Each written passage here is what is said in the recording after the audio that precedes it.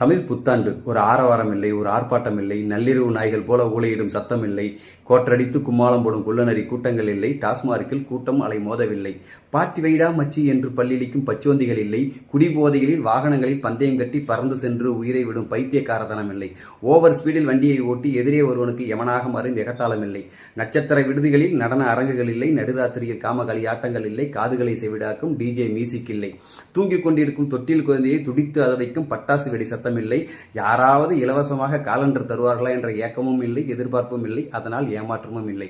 ஆனாலும் மனதில் ஒரு அமைதி, நல்ல நாள் என்ற நம்பிக்கை தரும் மகிழ்ச்சி, எல்லோர் மனதிலும் எல்லோர் வீட்டிலும் ஒரு தெய்வீக உணர்வு, குழந்தைகள் முதல் பெரியவர்கள் வரை ஆலய வழிபாடு. இதில் எந்தவித ஏற்றத்தாழ்வும் கிடையாது, ஏழை பணக்காரன் என்ற பாகுபாடும் கிடையாது. எல்லோருமே தமிழ் புத்தாண்டை உற்சாகமாக வரவேற்கிறோம் என்ற உன்னதமான உணர்வு. எனது நண்பர்களுக்கும் எனது சொந்தங்களுக்கும் இனிய தமிழ் புத்தாண்டு நல்வாழ்த்துக்கள். சந்தோஷம் சாத்தியமாகட்டும்.